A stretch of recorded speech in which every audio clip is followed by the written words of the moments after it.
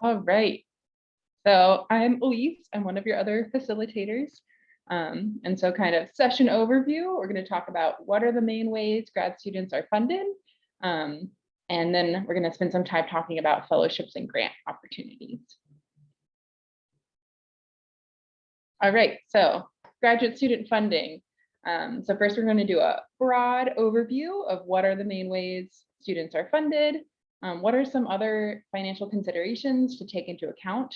And then we want to talk a little bit about how every student situation is different, in like ways to compare stipends or not compare stipends, and then understanding what your situation is and what your responsibilities, income, and kind of your personal priorities. All right, so starting with the overview. Cool, so graduate students and science PhD programs get paid, right? And so we're considered part-time employees, where you either have a teaching assistantship, where you teach a class, a research assistantship, where you're doing research in addition to your dissertation, or you have a fellowship, which is can be either internal or external funding. And then there are also a variety of like other random positions that can pay you at a university. But the main three are TA, research assistantship, or fellowships. And just quickly touching on tuition, right? So you are a student, you do have tuition fees, but because you are employed, either your employer, which is the university, is paying them, or so you do not have to pay your tuition. You get tuition remission. Yeah, so next slide. All right, so when we talk about funding, there's a lot of different funding sources for graduate students. And so we're talking about a stipend. That is something that funds you, right? It funds you, the person. And so this is like a teaching assistant position or a research assistant position, which we can refer to in many different ways. At UC Davis, we call them GSR for graduate student researcher. At other places, they're called RAs or GAs, but they're all kind of the same research assistant job, in fellowships. And then the other kind of funding that's also important is research funds. So funding for your research. And this usually comes from your advisor or your principal investigator, your PI. And so it can be from grants that they have for specific topics. And then as a student, you can also apply to specific student research grants. And so this is things for like, you know, greenhouse space or running genetic sequencing or, you know, buying lab supplies and chemicals. Like, so you do need money for that separately, but also you are not responsible for paying for it as a student. All right, so TA. So this is one of the, you know, common ways that grad students earn their money. And so you are usually teaching either a lab class or a discussion section. So usually it's not a full lecture, usually a slightly smaller group. And you can be asked to do a variety of tasks, including providing feedback to students, grading assignments. And the workload for TA really varies depending on the specific professor that you're working with, and also the course that you're TAing for. So if you're TAing for a big intro bio class that does the same labs every year, then it's probably got a lot more materials. It's probably a lot more clear exactly what you're doing versus if you're TAing for an upper level class, you might have more freedom to come up with your own discussion questions, assign your own papers. But then there's also usually more work required to do that, to create that experience. And so at UC Davis, this is protected by a union, but I think typically it's supposed to be around 20 hours a week. And yeah, and you can teach a course that you're familiar with if you want it to be like nice and easy, but it's also like a good way to brush up on different subjects that maybe your program, maybe it was a prerequisite for your program that you didn't meet, maybe like you never took a genetics class in undergrad and they wanted you to, and so they're like, okay, go TA this genetics course and then that'll be good. So that can be another good thing about TAing, is getting extra skills. Next slide. All right, so other big one is our research assistants, right? So if you're a research assistant, you are hired by a researcher, which is usually your advisor or your PI, but it doesn't have to be. It can also be a specific project or a different PI in the department. And so this is here, you're hired to do research, right? So you're doing data collection, data analysis, writing, organizing. And again, similar to TAs, this varies a lot depending on who you're working with and what your relationship is. And if it's and sometimes like if your advisor has a grant and your work is very closely related to the grant work, then they can fund you and there won't be a lot of responsibilities outside of your dissertation work required, versus other times you may be funded to do a specific task on a specific project. So I have a friend who is hired as a GSR on like a sheet monitoring project. And so like, there's a certain amount of field work, certain amount of like, you have to get these cameras set up, you have to hit these milestones. So again, it really depends. And there isn't currently a union at UC Davis, but they're working on it. So maybe. All right, and then fellowships. So fellowships, again, highly variable, but typically they would cover money for your tuition, your fees, and or your stipend, your salary. And they can be either internal to the university or a program, or external as an open to all graduate students or that meet various requirements. And so not specific to your university. And so the responsibilities and skills associated with fellowship really vary. And so there could be like reports or workshops or opportunities for internships. And so it really depends on the particular fellowship, but generally speaking, fellowships don't have a lot of requirements and you get a lot of time, right? If you don't have to spend 20 hours a week teaching, then you get all that time back to your dissertation work. So fellowships are usually a great thing.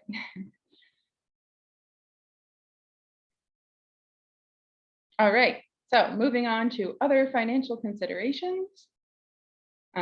So one thing that may not be obvious that is an important thing to think about is the stability of funding.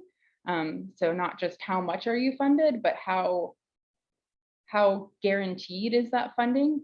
And so most PhD programs in ecology and evolution take 4 to 7 years, and graduate programs really vary in what they guarantee and what they provide. So for instance, the UC population biology program guarantees 5 years of funding, and then lots of students continue past that time frame, but it's just not guaranteed in the same way. And schools can vary, but most have opportunities to take time off at some point for a variety of health or external opportunities. And so make sure that you're advocating for yourself. All right, housing and moving. So obviously housing is a giant expense of living anywhere. And so that's something to consider, is what is the cost of the program or of living in the locations of the program, and really using your resources of the graduate students in the program, the local, the people on the ground who want to support you to figure out where you can find affordable housing. Oh, okay. So this is another thing that shouldn't be a surprise, but too often is a surprise, that when you start as a graduate student, it's like starting a new job, and often graduate students get paid every month instead of every other week. And so if you're not getting that first paycheck, so I know at UC Davis, you don't get your first paycheck for like 2 months, because the first month I don't understand all of the reasons, but basically you can end up with this giant like 3-month pay gap where you're not getting the money that you've earned. And so you just need to make sure that you're prepared for this and be aware of that. Cool. So student loans, if you have loans from undergrad programs, these can be deferred while you're in graduate school, but depending on the type of loan, they might still be accruing interest. So something to be aware of. And then most programs provide health insurance, although you do have to pay taxes on it. And there are often other resources available for grad students like food pantries.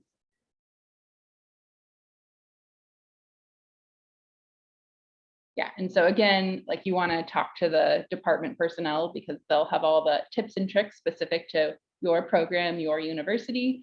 And another kind of good piece of advice is to fill out the FAFSA. So even if you are not intending to have any loans or if you feel totally financially stable, that's fantastic. But if you fill out the FAFSA, it gives you this option, right? So that if something crazy happens and you break your leg and have to take care of your grandma, or life happens and you need a few $1,000 just immediately, if you've already filled it out, then you'll be eligible for those loans and can just get that money really quickly. And it also automatically enters you to some loan or grant options for your university. All right, so yeah, so graduate student income is taxed. And for fellowships, if they're paying you directly, they're not going to take out any tax money. And so you will be responsible for paying a large sum of taxes at the end of the year. All right, I know that was a lot of information just thrown at you, but hopefully this is a good overview. So each student situation is a bit different. So I was trying to think of a good analogy and I came up with this idea that funding is like a Taco Bell menu. So you don't necessarily know what something is until you ask. It might sound like, oh, like I know what a chicken taquerita is, but then you're like, oh no, like I wasn't expecting sriracha in this, like I wasn't expecting so many onions. Okay, no, this is very silly, but you don't want to leave it up to chance, right? So you want to be very clear about what are you getting. You don't want to just kind of roll with the flow. You want to be very clear about what you're going to get, and that everyone kind of ends up with a different combination, right? Like there's a million things on the funding menu of grad school, and some of them are better than others, and a lot of them are good for some people at some times, and people have different tastes and different needs. And so everyone's going to have a little bit of a different situation, and your own situation may change throughout your years in graduate school. All right, so next. Okay, and there's always new surprises, always new funding opportunities. So that's a good thing to be on the lookout for. All right, so comparing stipends. So stipends vary a lot, right? So they vary between universities, they vary between programs, and they can even vary between labs, like within a single lab, between students in a lab. And so you will have your own specific needs. And so you really just want to be aware of your needs and also ask lots of questions and advocate for yourself in the acceptance process. So we talked a little bit about this earlier, but housing is a big thing. So UC Davis's Pop Bio program, the incoming stipend is around 32 grand.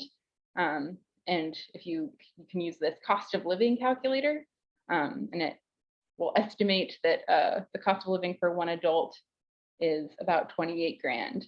And so that's not a great ratio. And so places that have lower stipends, but are in places where the cost of living is a lot lower, actually, you might end up with a lot more money in your pocket.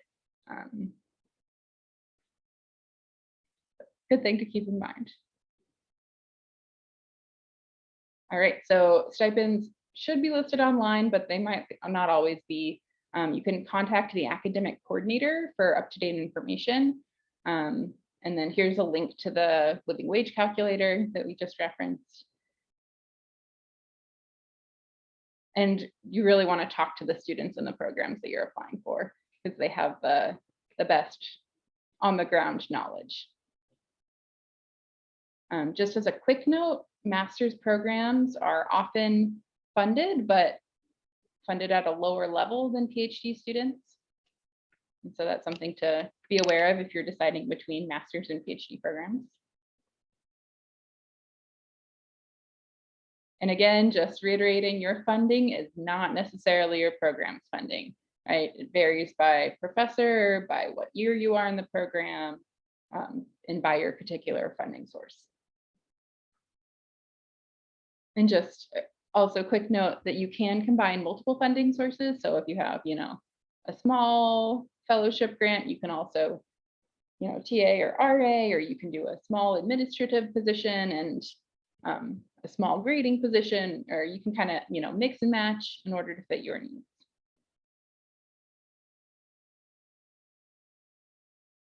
Cool. And we already talked about the importance of stability. So is your summer guaranteed funding? Is it not?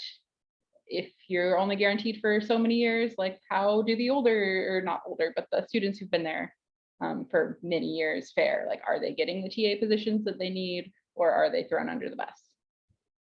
All right, so kind of putting it all together, so kind of combining this, so thinking about responsibilities, income, and personal priorities.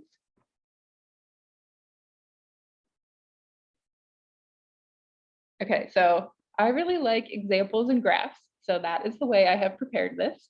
But please ask questions if this doesn't make sense. So we're gonna run through a few different scenarios that are all based on acquaintance friends of mine of different funding sources. So our example, Ava, has a really busy summer field season, and their advisor doesn't have research money to support her for the summer. And so she has a research assistantship with her advisor for 1 quarter, and then she TAs for 2 quarters. So Davis is on the quarter system. So we have 4 quarters a year. But for the spring and winter quarter, she TAs at a higher percentage. So she has more classes that she TAs for. She has 30 hours a week. And then in the summer, she gets that extra money from TAing that she uses to pay for her life in the summer. And she has her research funding from internal grants and travel funding from a different collaborator.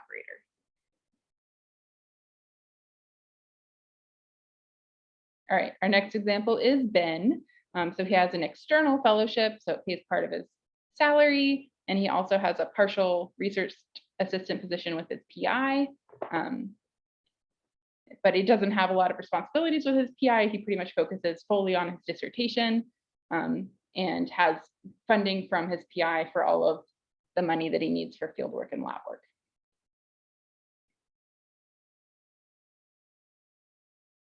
Alicia has a GRFP. She makes 34 grand on a fellowship year, and she's been applied for and awarded small grants for her to fund her research.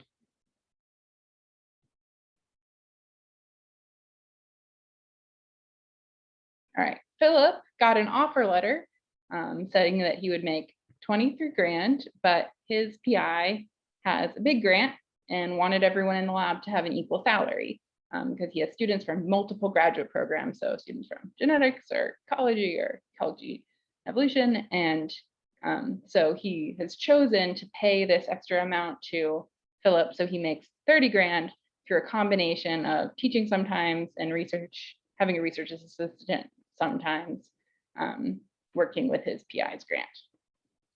Philip does mostly computational work, so he can apply for grants in order to, buy computational devices like laptops or go to conferences for networking, but doesn't require as much money for getting research done. All right, so I hope that made sense. I know that was a little bit fast, but it's there as a reference if you want to look back at it.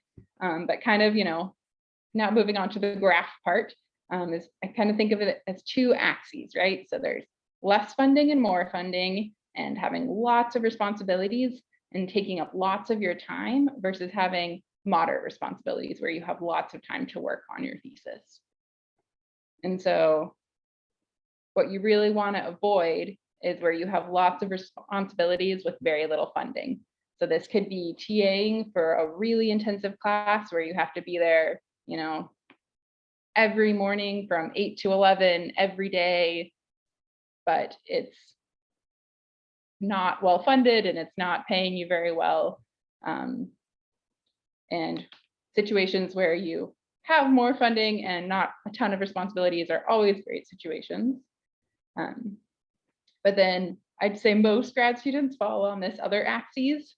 So sometime between having more funding and lots of responsibilities, this could be like TAing a class or teaching a class that you're really passionate about, that's really related and really like useful. Or doing a research assistant position with a PI that expects a lot of work from you, and you will be an author on the paper, but you are not going to be the first author on the paper, but it's still like useful skills and very valuable.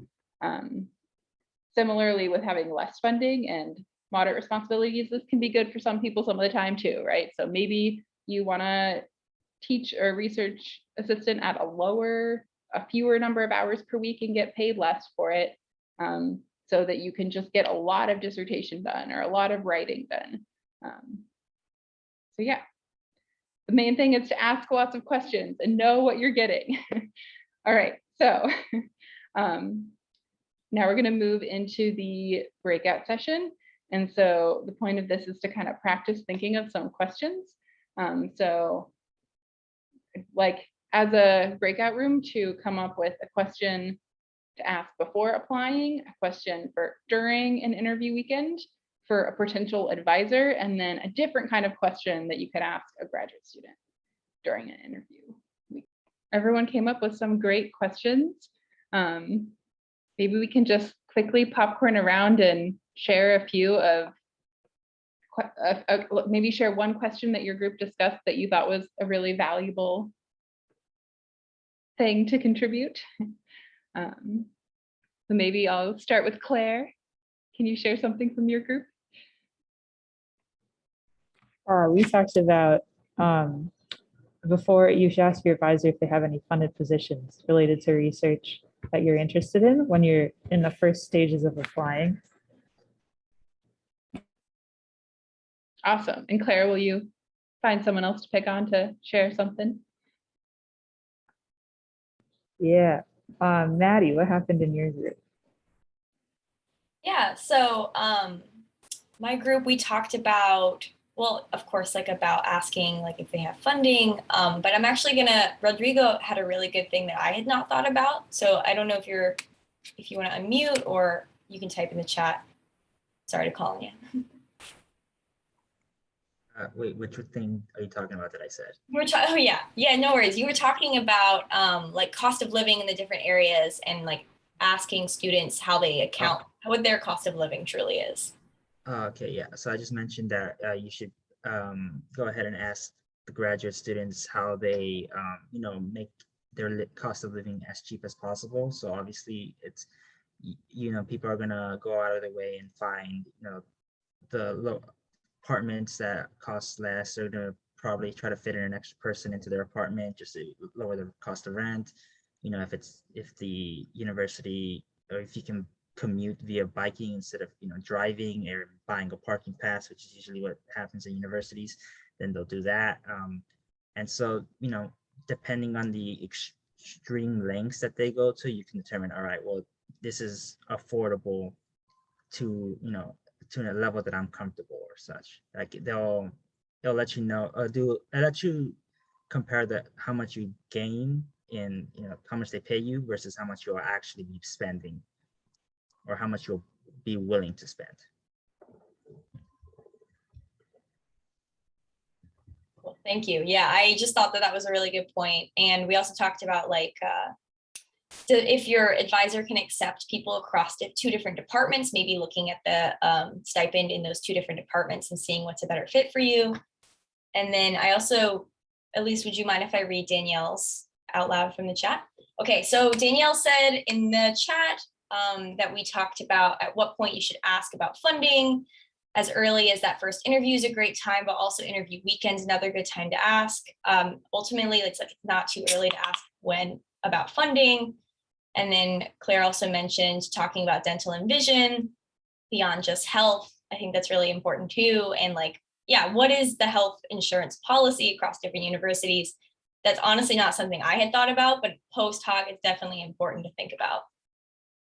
And then I will call on, I'm like clicking through the list to see other mentors. What about Brandy? We talked about a lot of stuff. I think the first main point that we talked about was addressing flexibility. Like if you're going to be funded through a grant at your PI's lab, like how much flexibility are you going to have to do your own work? And is that a priority for them? And the other thing that I mentioned was talk to grad students about how supportive your PI is and how concerned they are about ensuring that you're funded throughout your entire experience. Like my advisor is constantly sending me opportunities for funding, even though my funding is fine, because that's a high priority for him to make sure that we're constantly funded. And just see if they're kind of floundering on their own to make sure that they're supported, or if their PI is supportive of that journey and making sure that they feel secure in their position. Yeah, that was a lot of really great information. Does anyone else have anything that came up that they want to throw out?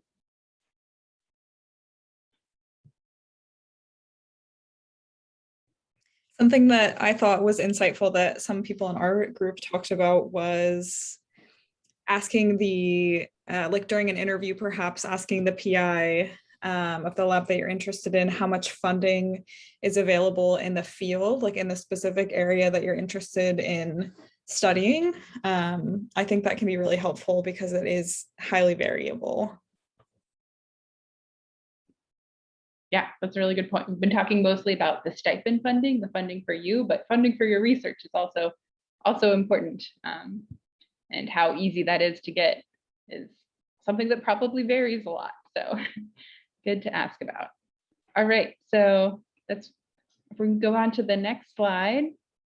Just got a couple red flags when you're talking with advisors about funding. So talking about funding is really normal, really expected. If an advisor is unwilling to talk about it, that's not okay. So that's a red flag. And also if they're being incredibly vague, right? We are well funded, or we'll figure it out, or you'll TA some of the time, but they don't, like if you are like, oh, okay, like what are some examples, or if they're not able to give you any specifics, like, I mean, they could have applied for grants and be waiting to hear back. So that's a very common thing, but they should still be like, okay, like these are the grants, hopefully this will come through, but if not, you will TA for these classes, you have guaranteed funding this amount of time. So it shouldn't be super vague. And other red flags to think about are from looking at the current grad students. So that was a good point that was brought up from Maddie's group. So are the graduate students, like, do they seem stressed about having enough money to live on? And so, there's the difference between being thrifty and like, doing a good job to keep your costs low versus like being actively stressed about it. And, like stealing the bagels from the free breakfast versus. And also another thing to keep an eye out for is if graduate students are depending on support from parents or spouses, then that's maybe not a sign that it's a program that pays their students enough. All right, cool. So that is our section on funding. I'm gonna pass it back to Darian to talk about fellowships and grants. If anyone has any questions, please feel free to put them in the chat and or email me. All right. Darian, Cool. take it away. Thanks, Elise. Okay, so now we're going to transition into talking about fellowships and grants in more detail. Finding and applying fellowships and grants can be really important because, like Elise said, this can be a way to fund not only yourself, but also your research projects. And so we're going to talk to you guys about how we went through the process of finding and applying for these. Okay, so getting into fellowships first. Fellowships can cover your stipend, your tuition, they're awarded to you. And like Elise said, that can have some implications for taxes, right? So you have to be careful and make sure that you are able to pay the taxes on those at the end of the year. Grants, on the other hand, typically cover the cost of research or going to conferences. They usually aren't a salary, they usually aren't for living expenses. And the application typically requires a budget summary because you are specifically telling them like what aspects of your research that grant is going to be covering. And so this money is given to the project.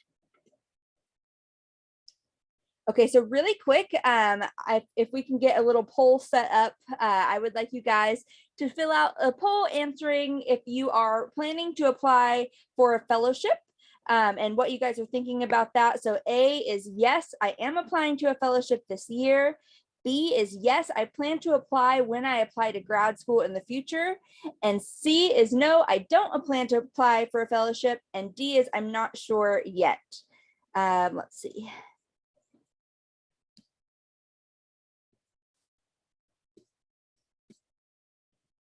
Sorry, guys. We'll see if we can get this poll set up. If not, we can just put letters in the chat.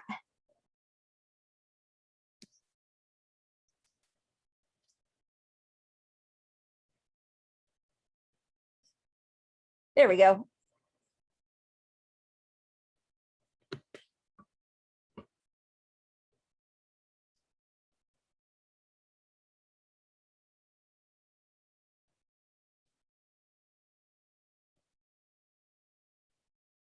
All right, looks like about 80 of us have participated. Anybody else want to get any last second answers in?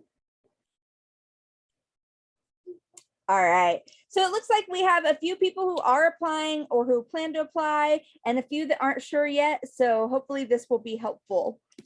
Let's go ahead and go forward. Okay. So I also want you guys to type in the chat why you think you might apply for fellowships or grants.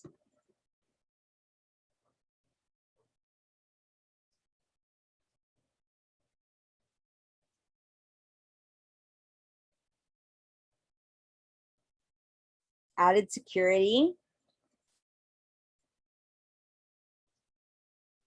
Yeah, it could help you get into a lab.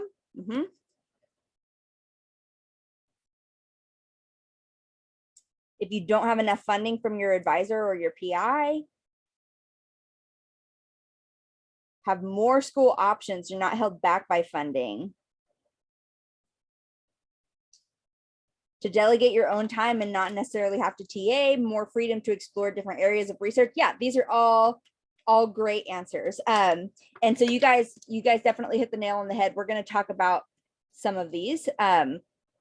So like you guys said, one of the first reasons that you would apply for fellowships or grants is so that you can focus on your research. So TAing and teaching has been a really rewarding experience and has been really fun, but it's also a lot of work, right? So it usually requires 20 hours a week.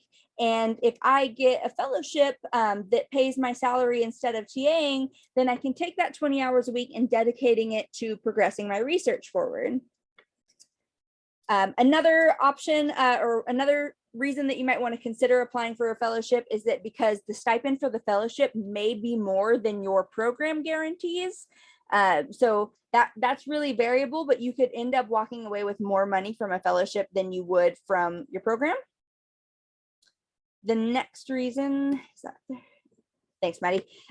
The next reason is that, like you guys said, it can help you get into grad school. So I would say that most of the emails that I got back from potential advisors that I had contacted were, you know, your application looks great. However, I don't have enough funding to accept a new grad student right now. And so if you can come in with your own funding, that's a really awesome option that might open more doors for you. And then finally, there are learning opportunities and other resources that can come with fellowship or grant associations, like networking events or workshops or symposiums where you and the other people who were awarded the grant and people from the funding organization get together. And it's a really great opportunity and places to learn from one another. So that can be cool experiences as well. Okay, so I want to move into how to find and apply for these fellowships. It can be really tricky to figure out when you're first getting started. And so hopefully we can share some of our experiences with y'all. Okay, so at this time, if mentors and facilitators, if you could put into the chat some of the places or ways that you found the fellowships and grants that you apply for. And while our mentors and facilitators are doing that, I'll share some of mine with you. So the University of Kansas very nicely has this super long list of evolution and ecology related grant funding opportunities. So you can find that at that first link that is there. I also apply for the UC Davis internal fellowships every year. And if you are applying to UC Davis as a grad student, you also want to leave yourself time to apply for these internal fellowships too. Once you're in, you can apply to these fellowships every year afterwards, and they're usually pretty nice. The other way that I always find my grants is through the academic societies and conferences that I attend. So one of my grants that I got this year came from Animal Behavior Society, which is a conference, and almost every conference that you go to, the society will have a grant associated with them for giving out to students for research. So that can be a really great place to find them. Let's see what some of our mentors says. Professors send them, yes. Societies, website of resource organizations. Yeah, and then I really like this point from Cassie. Other graduate students always know where to find the funding at, right? So I always go to my lab mates and say, hey, when you were in your second year, what did you apply for? What did you get? What else did you apply for but you didn't get? And then that can be a really great way to build up an Excel sheet of what to apply for and when to apply for it. All right, we can go ahead and go forward. So one of the things to consider about fellowships and grants is that they all have priorities in who they fund. And it's different by grant, by funding source. So you really want to make sure to read the application and make sure that your application speaks to their goals, right? So most funding sources want to support innovative STEM research. So they're looking for the ways that your research is creative and new and is going to provide new insights to science. There are also grants and fellowships that provide funding for training leaders in education, people that are interested in becoming mentors of some capacity or interested in becoming professors later on. There's also a lot of grants for specific research areas, so animal behavior, or there's also comparative anatomy related grants. So genomics, whatever it is your specific area is, there's usually grants that are related to that. And more, it's becoming common that there are grants and fellowship opportunities that are related to diversity in STEM and increasing the equity and inclusion in STEM. So I can't stress this enough that like those are becoming so common. Within the last year, every single one of the grants that I received was a diversity in STEM related grant. So I think these are really important to apply to and can be a really good source of funding. When you get these funding sources, they can often come with responsibilities. So you have to have adequate degree progress. So sometimes if you're only in your first year, you won't be eligible for particular funding opportunities. Or if you haven't reached PhD candidacy yet, you won't be eligible for some of them. Other things to consider are that some of the funding sources will only give you funding if you're not going to graduate soon. So it's important that whatever funding sources you're applying to, you meet the requirements of where you're at in your degree. Once you get the funding, they typically want a report of how you used the money and what progress you made with it. They could also require you to do internships or practicums, although I think that's pretty rare. And then a lot of times the grants are specific to being in a biology program or being in an evolution related field. So just be aware of those specifics when you're reading through the application posting. There's also sometimes some citizenship or residency requirements to be aware of, and limits on previous amount of graduate education. So for those of us who have master's degrees, we are ineligible for some funding opportunities as PhD students. So things to think about. Okay. Go ahead and go forward. Okay, so as we get into this, I want to preface this section by saying that I'm going to give you guys some examples of my own from my application packet, but I want you to be aware that I've had many years to work on these. And so if yours are not at the same stage mine are at, don't stress yourself out about it. Everybody's at a different place and you'll have time to work on these materials. But I wanted you to have my examples. That way, as you're going through and working through your materials, if you want to base anything off of what I've provided here, feel free. So one of the things that you will definitely need in your applications are a curriculum vitae. And the important thing here is to put your most relevant research experience up front and center. So if we can go ahead and click forward, Maddie. So here we have two examples. We have Maddie's example and my example. And you can see Maddie has her research experience section right up front.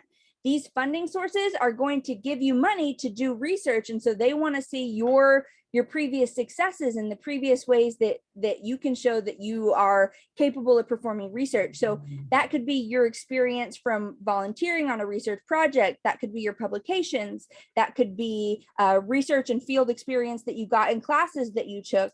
But whatever your most relevant research experience is, you should put that first. Sorry, 1 second.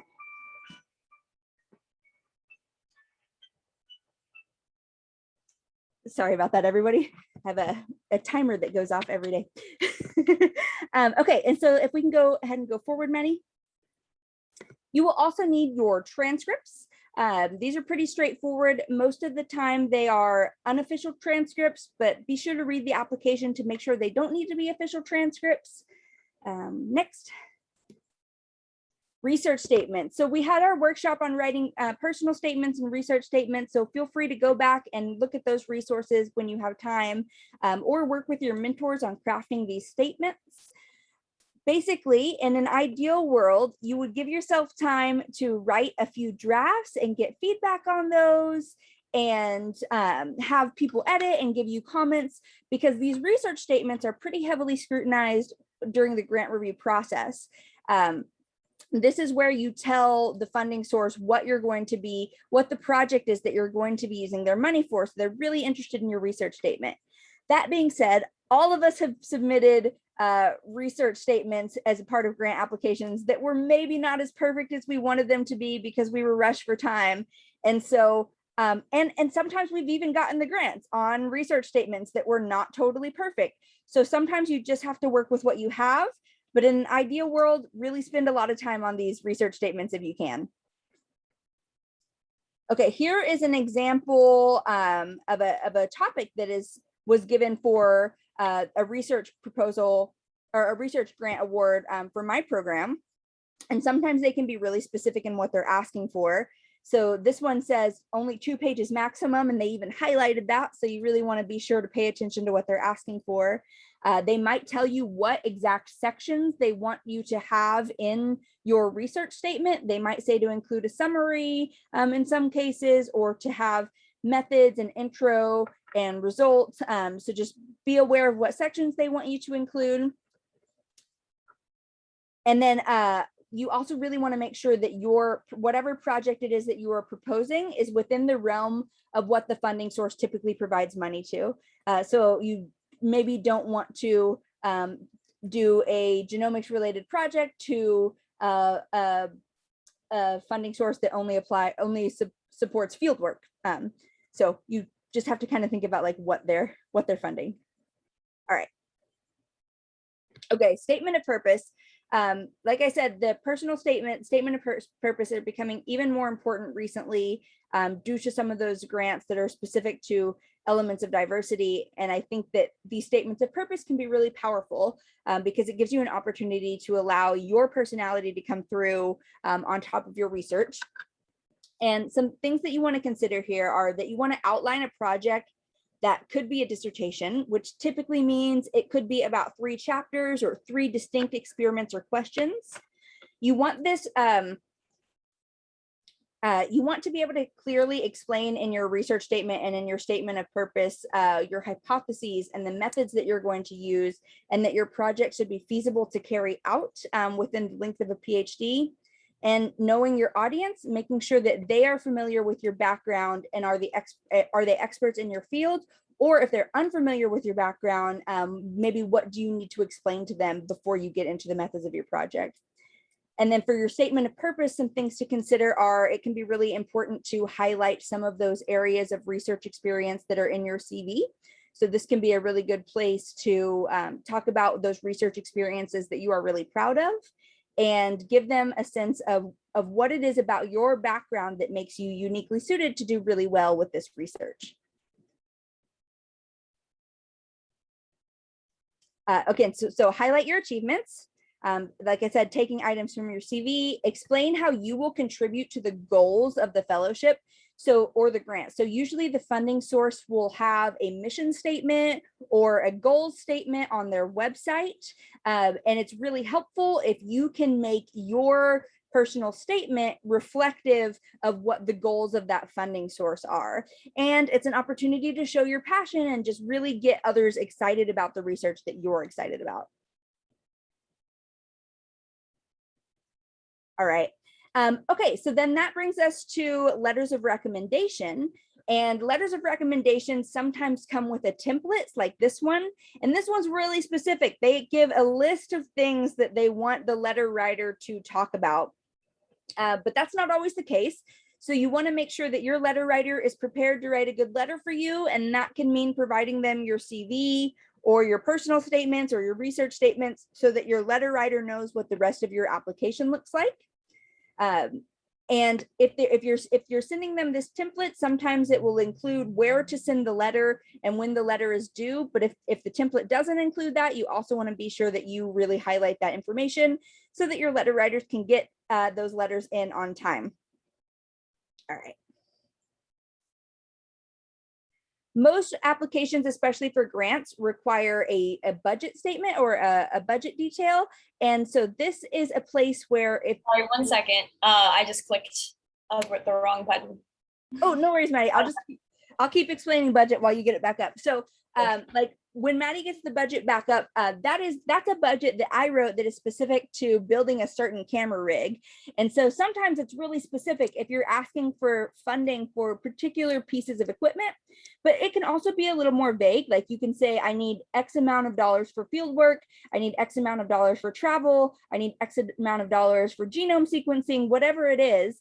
And so there's kind of degrees on how specific these budgets can be.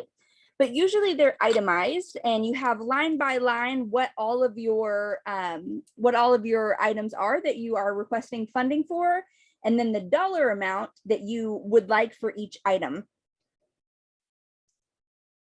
How are we doing, Maddie? Are we?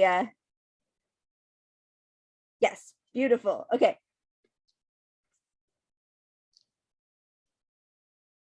Awesome. Maddie, can we go back just one slide?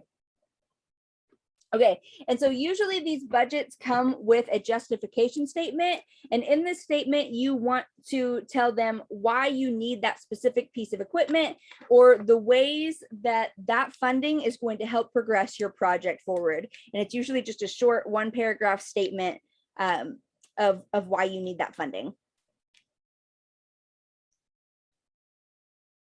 Okay, so when you are awarded a fellowship or grant, the structure can vary. Elise touched on this quite a bit, but I wanted to give you an example. This is from the UC Davis internal fellowships. This one was awarded to me based on mentorship experience and diversity criteria. And you can see that they've broken it down, right? They say that I'm going to get this much for a stipend. I'm going to get X amount of dollars to cover tuition and fees. And I'm actually going to get a $600 research allowance. So that's kind of like a little small grant that I'll be able to use for research funding. The other thing I want to call your attention here too is those little stars by the dollar amounts, right? So the stipend is going to get paid directly to me, tuition goes to the school, and the research allowance goes to my department that I have to request from my department to have that money taken out to use it. So when you get your fellowship and grant awards, go through those letters carefully and make sure that you understand exactly how much and how you're able to access that money. Okay, we want to go through the timeline of applying for fellowships. I want to say that this is in an ideal world. It may not always work out this way, and that's totally okay if it doesn't. So you generally want to give yourself at least a month to write your application materials. I usually this is harder when you're first getting started, right? So it's harder to write your first version of an application. But if there's 4 applications that are all due in the same month, once you've written that first one, you can kind of modify others based on that first one. You also want to give your letter writers as much time as possible. At least a month is ideal. That being said, I've definitely asked for a letter with 1 or 2 weeks because I found a grant opportunity that I didn't know about and it just came up really fast. The worst that they can do is say, no, I don't have time to write this letter. So even if you don't have a month to ask, it never hurts. And then again, ideally, you'll go through several drafts and get feedback from multiple people if you can. That way your statements are clear and are ready to go. This is important though. Try not to submit at the last minute. So I've definitely encountered the situation where you go to submit through an application portal and it shuts down, or an email bounces back from the email that they've listed and you can't get your application materials in on time. So try to submit early if you can. That way you can troubleshoot any issues that come up, and make sure your letter writers try to get their letters in early if they can as well. This is the timeline that we had last week for applying to grad school. And we're going to show you how the timeline for applying to fellowships and grants overlaps with that. So from June to October, you're going to be wanting to work on those applications because the applications will be due in fall from October to December. I think that this timeline is actually a lot of time to work on these. And as you get more experience with writing them, you'll be able to cut down the time on this quite a bit. But if you are applying this year, don't fret. You still have plenty of time to get those fellowship applications done. So as long as you have a month before they're due, you should have plenty of time to get a good application submitted. And there are some really great opportunities for getting help on those applications, especially in your advisors or your prospective advisors. So these are the people that are typically most invested in your research and are going to be willing to help you write potential statements concerning your research. You can also ask for advice from peers. Often I go to my lab mates and give them my example grants applications. And sometimes I get better feedback from my lab mates than I do from my advisor, because my lab mates have more time to dedicate to giving me feedback. So peers are a really great way to get help with those. A lot of universities have writing workshops or program or writing centers where you can go to get help with. Those are super useful. I definitely suggest checking out if your university has those resources.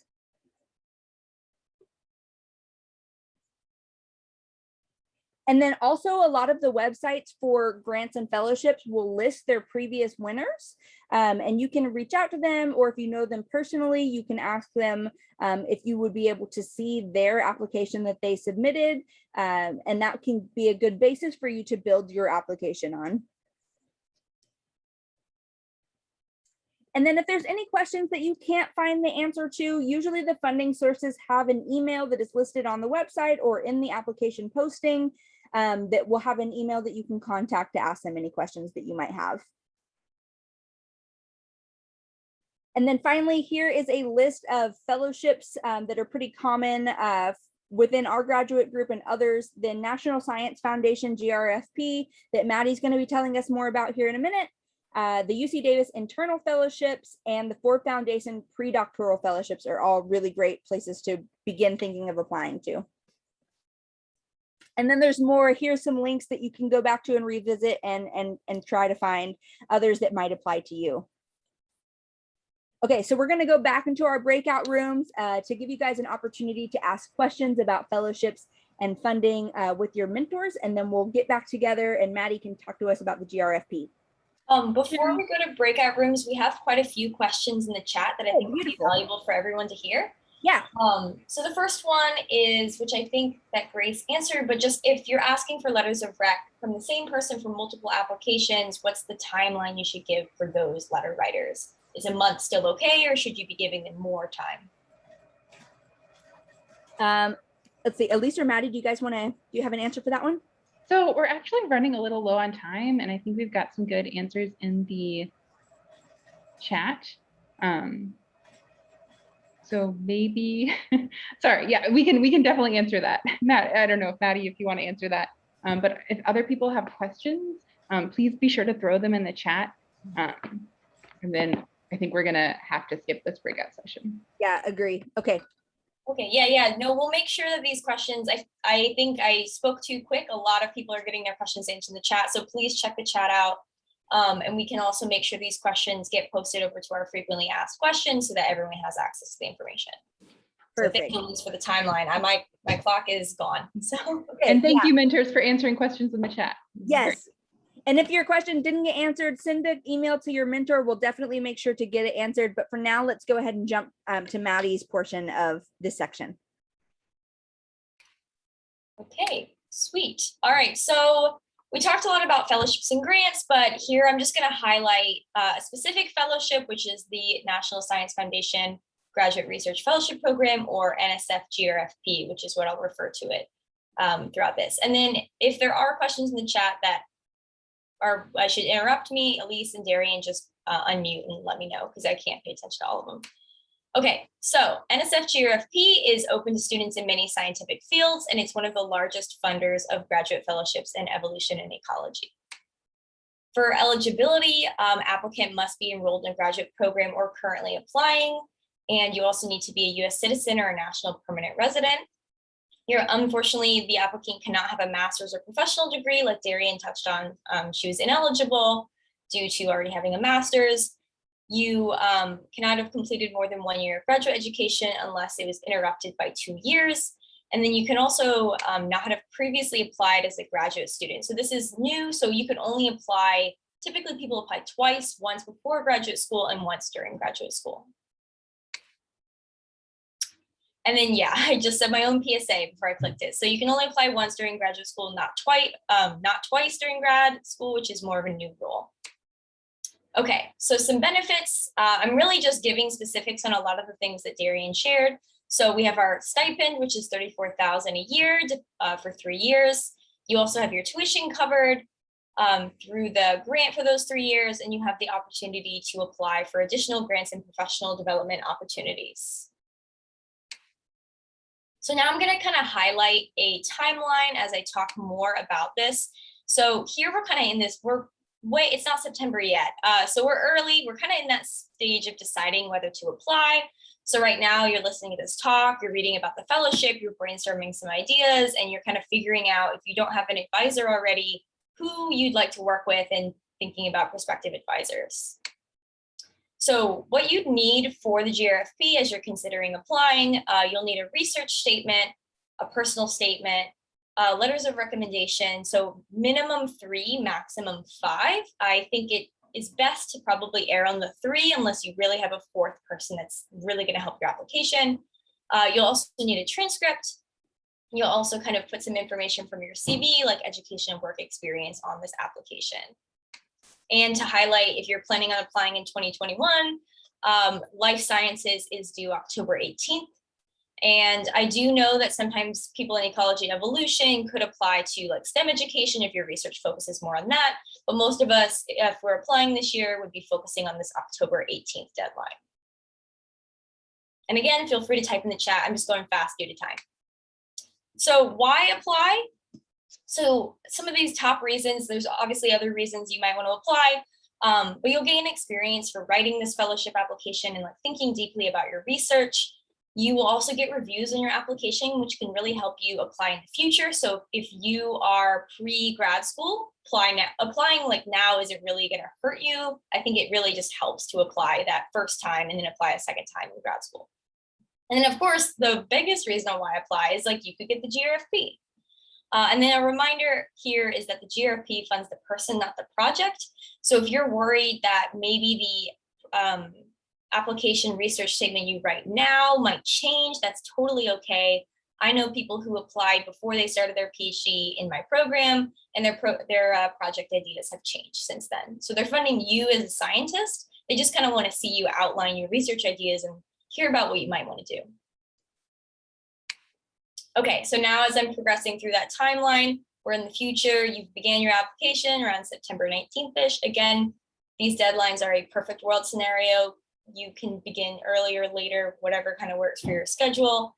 And then as we're going through time, you're strengthening that application before that deadline. Yeah, and Danielle just reiterated, you do not have to do the research you wrote about in the GRFP. So it's more just to gauge your scientific interest. Like they just want to see if you can write a successful research proposal. Thank you for that. Okay, so writing the application, this is similar to what Darian shared. I just want to highlight some specific GRFP resources. So for your advisor, you have either a prospective or a current advisor that can help you with that application. You can have peers in the same or different field help you. That I got a lot of help when I was applying from friends that were further in their graduate careers. There are workshops. So UC Davis is a phenomenal workshop that helped you go through the process of getting drafts out and kind of gave you a structure. I know there's probably workshops at a lot of different universities with that too. You can read successful applications, which we have this link here. I also, on the Twitter for the EE grad preview, posted some information about this too. And then if you can't, you reach out to these different resources and you're really not finding the specific question you have, you can reach out to the funder. There is usually an email on the GRFP page. You can has like info@NSF GRFP or something like that. Okay, so now the timeline is complete. The application's due October 18th. Like we've been saying, don't wait until the last minute. This is a portal you submit through. And I've heard if you wait till the last minute, there's crashes, it's very stressful. Just submitting earlier is better, but not like a September early, more of like a mid-October early, making sure you have enough time to get that application going, but not so early that you miss opportunities for revision, not so late that you have a portal that crashes on you. Okay. All right, we got 3 minutes, I'm cruising. Okay, so after applying, great. Take a deep breath, you did it. I think that is a big piece of like after you apply, like decompress. You just spent a lot of time writing this very stressful application, doing lots of revisions and like really deeply thinking about what you're interested in. So I think that in and of itself should be celebrated. Unfortunately, you have a distinct delayed gratification for if you're going to get it or not, because you don't hear back until early April. And then you'll also receive reviews on your application. And I'm just going to very quickly show some examples of this. They can be helpful, they can be not helpful. These are just 3 different summary comments from some GRFP applicants. So this one's nice, this one's not super great, and this one's nice. So it just like kind of depends. Remember that like reviewers are 3 other random scientists. They can be helpful, they cannot be helpful. Just take things with a grain of salt. And then I wanted to show here that you can either get, so this is like what it'll look like when you get reviews back from someone. So here, like you'll have your intellectual merit reviewed, and then you'll have your broader impacts reviewed, and you'll have a summary comment. So you can get this amount of feedback, or you could get this amount of feedback. So this is another, like the reviews can be helpful, they could not be helpful. It's just more of like something that you have more information post applying to kind of go off of if you're going to apply a second time. And yeah, you'll get reviews regardless if you get it or not. So that's like why it could be really helpful if you don't get it. Like the first time you apply, checking out those reviews, pulling the information that's helpful, and then kind of using that in your next application. Okay, and then a last point I want to touch on is that if you don't receive the GRFP, this doesn't mean your research ideas aren't interesting and worth pursuing. It's a really low percentage because a lot of people do apply to this. Don't let that discourage you. I just want to kind of let you know that everybody has very cool science ideas and not everybody gets funding from the GRFP. And then I just included some links you can check out that really just touch on like how applications may not be like distributed equally among universities, and just some information that as you're applying, you can just check it out. But I highly recommend that you apply if you're like able to have that two apply times period. But yeah, all right, so we are at 6:30, and so I will hand it back over to either Elise or Darian. All right, you guys, thank you so much for attending. If you have time, please fill out this review. It says nuts and bolts of grad school, but it's actually for the grants and fellowships. So if you could take a moment and fill out that link to give us some feedback on this workshop, that would be super helpful. And we appreciate you guys attending and hope that this was super helpful. And then again, this is just our schedule that we have coming up, so you can take a look at that. And we'll have our Navigating Grad School, our identity panel on Thursday. And I want to show all the amazing people that will be doing this panel on Thursday. Please come by. It's gonna be great. Darian's one of them. And thanks to everyone for being here today.